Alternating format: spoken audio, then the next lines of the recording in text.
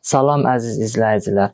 Biz keçən dərs söhbətimizdə dedik ki, danışdıq Quran surələrin mənası barədə, ayənin mənası, ayə nə deməkdir, surə nə deməkdir, bununla bağlı danışdıq və ümumən bunu da qeyd edeyim ki, surələrin adları bəzi alimlər tərəfindən bildirilir ki, surələrin bütün Quranın 114 surənin hamısı adlandırılması toqifidir. Yəni peyğəmbər vasitəsilə gəlib adlandırılıb. Bəziləri də deyirlər ki, bəzi surələr toqifidir, bəzi surələr isə toqifi deyil. Bəziləri də deyirlər ki, ümumiyyətlə toqifi deyil, heç bir surə toqifi deyil, yəni adlandırılması toqifi deyil. Elə insanlar içində hansı daha çox ad olaraq məşhurlaşıb, surənin də adını o cür qoyublar. İndi bu günlərim danışacağıq. İlk nazil olan surə hansıdır? Son surə hansıdır? Ən axırıncı nazil olan ayə hansıdır? Bir çox alimlər tərəfindən bildirilir ki, ilk nazil olan Ələq surəsi və ilk 5 ayəsidir. Bu, bir çox alimlər tərəfindən qəbul olunan fikirdir. Və bəziləri, yəni az bir dəstə deyir ki, Fatihə surəsidir. Bunu da çox az şəxslər tərəfindən qəbul olunur. Fatihə surəsidir. Bu da qəbul olunmaz bir fikirdir. Nəyə görə? Çünki həm bu az bir dəstə tərəfindən təsdiqlənən bir fikirdir. Həm də ki, Fatihə surəsi ilk surədir ki, bütövlükdə nazil olub. Yəni bütövlükdə nazil olan surələr cərgəsində ilk Fatihə surəsidir ki, bütün ayələri ilə birlikdə nazil olmuşdur. Amma biz bilirik ki, Ələq surəsi ayə nüzulu ilə Ələq surəsinin ilk 5 ayəsi nazil olmuşdur. Və deməli, Fatihə surəsi bir çox alimlərin nəzərinə görə nüzul ardıcılığı ilə surə olaraq 5-ci yerdə gəlir, tutur. Və deməli, bir çox alimlər tərəfindən qəbul olunan fikir budur ki, Ələq surəsinin ilk 5 ayəsi nazil olub və Ələq surəsi nazil olub, ilk surədir. Və ayə olaraq, son nazil olan ayə olaraq, bəzi alimlər bununla bağlı, daha doğrusu alimlər bu məsələ ilə bağlı fikir ayrılığı vardır. Sonuncu ayə hansıdır? Bəziləri deyirlər ki, Bəqərə surəsinin 281-ci ayəsi ən sonuncu ayədir. Bəziləri deyirlər ki, 278-ci ayə ən sonuncu ayədir. Bəziləri də deyirlər ki, Bəqərə surəsinin 282-ci ayəsidir. Bəziləri də deyirlər ki, bu 3 ayə ardıcıl olaraq birlikdə nazil olmuşdur və sonuncu ayədir. Bəzi alimlərin nəzərinə görə də bu cürdür. Və bəziləri də deyirlər ki, Maidə surəsinin 3-cü ayəsi Əkmaltu lakum dinakum Əl-yevmə əkmaltu lakum dinakum ayəsidir. Və deyirlər ki, bu ayə nazil olanda artıq din kamilləşir və artıq vəhiyə ehtiyac qalmır.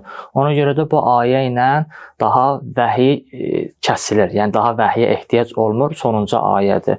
Və bu cür fərqli sonuncu ayə ilə bağlı fikir ayrılıqları vardır. Və surə olaraq, yəni nazil olan surə, sonuncu surə hansıdır? Bu, ayənin nüzul ardıcıllığı idi və surə olaraq da fikir ayrılığı vardır. Bəziləri deyirlər Maidə surəsidir, bəzi alimlər deyirlər Bəraət, yəni Tövbə surəsidir, bəziləri də deyirlər ki, Nəsr surəsidir. Amma əksər qəbul olunan fikir budur ki, bütövlükdə, yəni məsələn Tövbənin ilk bir neçə ayəsi ola bilər, amma bütövlükdə bütün ayələri ilə birlikdə nazil olan ən sonuncu surə bir çox alimlərin fikrinə görə Nəsr surəsidir. Və surələr də gəlir təfsir alimləri tərəfindən iki hissəyə ayrılır. Məkki surələr, mədəni surələr. Və bunu da bir neçə meyar əsasında təyin edirlər. 3 meyar əsasında əsasən təyin edirlər.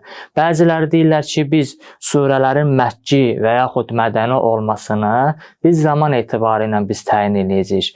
Yəni, Həzrəti Peyğəmbər hicrət eləməmişdən əvvəl və yaxud hicrət əsnasında nazil olan hər bir surəyə biz Məkkə surəsi deyəcəyik. Məsələn, Həzrət Peyğəmbər fərz edək ki, Məkkədən Mədinəyə hicrət eləyir. Hələ Mədinəyə çatmayıb.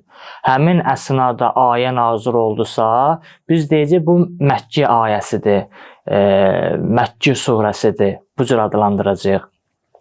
Amma belə deyək də, hicrətdən əvvəl, məsələn, Məkkədən kənarda hardasa, hansısa bir yerdə olubsa, orada ayə və ya surə nazil olubsa, biz bunu Məkkə surəsi adlandıracağıq. Amma hicrətdən sonra nazil olan hər bir surə və ayə biz deyəcəyik, bu mədəni surədir. Ola bilər ki, məsələn, hicrətdən sonra Həzrət Peyğəmbər Məkkəyə gəlib, həmin vaxtı surə nazil olub, ayə nazil olub, biz deyəcəyik, bu mədənidir.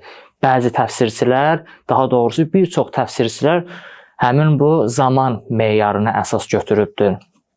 Bəzi təfsirçilər isə məkanı meyar götürübdür. Yəni Peyğəmbər Məkkədə olubsa, Məkkədə nazil olubsa surə, deyiblər ki, bu Məkkə surəsidir. Mədinədən olubsa Peyğəmbər, Mədinədə nazil olubsa surə, deyiblər mədəni surədir. Nə Məkkədə, nə Mədinədə, başqa bir yerdə olub. Orada həmin hansı bir surə nazil olubsa, onu nə Məkkə adlandırıblar, nə Mədəni adlandırıblar. Və bəzi alimlərə görə də xitabı meyar götürüblər. Hansı surədə ki, ya əyyuhən-nəs xitab vardır, onu götürüblər Məkkə surəsi. Harda ki, ya əyyuhəl-ləzīnə əmənu ifadəsi gəlibdir, onu götürüblər Mədəni surə götürüblər. Amma əksər təfsirçilər birinci meyara əsasən bölüblər. Yəni zaman etibarı ilə hicrətdən əvvəl nazil olan surələri Məkkə surələr, hicrətdən sonra nazil olan surələr isə mədəni surələr götürüblər. Və Məkkə və mədəni surələrinin özünə məxsus xüsusiyyətləri vardır. Məkkə surələrin xüsusiyyətləri biri budur ki, dinin əqidə əsaslarına dəvət, Allaha dəvət, qiyamət gününə inam, haqq hesab məsələləri, Məkkə surələrin xüsusiyyətlərindən biri budur. Digəri budur ki, Məkkə surələr kiçik, balaca surələr olar, qafiyəli şəkildə olar, lakanik olar, yəni uzun uzadı olmaz da. Qafiyə ilə, balaca olmağı ilə bilinir ki, bu Məkkə surədir. Və digər xüsusiyyəti budur ki, Allaha, qiyamət gününə, bu kimi müqəddəs inanclara and içilər. Daha çox and içilmə var Məkkə surələrdə. Amma mədəni surələrdə cəmi 2 yerdə, Nisa surəsində, Nisa surəsinin 65-ci ayəsi, bir də Təğabun surəsinin 7-ci ayəsində cəmi 2 dənə and içmə var. Amma Məkkə surələrdə demək olar ki, 30-a yaxın and içmə vardır. Və Məkkə surələrdə keçmiş peyğəmbərlərin, ümmətlərin, Həzrət Adəmin, İblis əhvalatı vardı. Amma mədəni surətlərdə daha az danışılıb. Məkkə surələrdə isə daha çox danışılıbdır. Və əyyuhən-nəs ifadəsi, ya əyyuhəl-ləzīnə əmənu ifadəsindən daha çox işlənib. Bəzi təfsirçilər elə harda ya əyyuhəl-ləzīnə, ya əyyuhən-nəs ifadəsi gəlibsə, bu Məkkə surədir düşüncəsində olub. Bu səhv bir düşüncədir. Çünki məsələn Bəqərə surəsinin özündə də məsələn baxmayaraq ki, mədəni surədir, amma ya əyyuhən-nəs ifadəsi işlənibdir. Və yaxud Nisa surəsi baxmayaraq ki, mədəni surədir, amma ya əyyuhən-nəs ifadəsi işlənibdir. Ona görə ümumi olaraq deyilir ki, ya əyyuhən-nəs ifadəsi, ya əyyuhəl-ləzīnə əmənu ifadəsindən çox işlənir Məkkə surələrdə. Və insanları dinə, əxlaqi məsələlərə dəvət olunur, sevgiyə, ixlaslı işlərə dəvət olunur.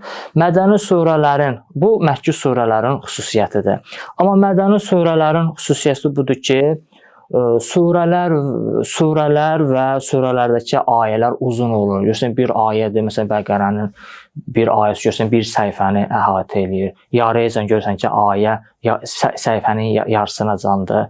Və ehkamı ayələr var, ehkam məsələləri var, cihad məsələləri var, vacib əməllər, hüquq, siyasi, iqtisadi məsələlər var mədəni surələrdə. Bunlar Məkkə ilə mədəni surələrin xüsusiyyətləridir ki, təfsirçilər bundan bəlli eləyir ki, bunlar Məkkə surələrdir, yoxsa mədəni surələrdir. Bugünkü söhbətimiz bu qədər. Sağ olun, salamat qalın inşallah.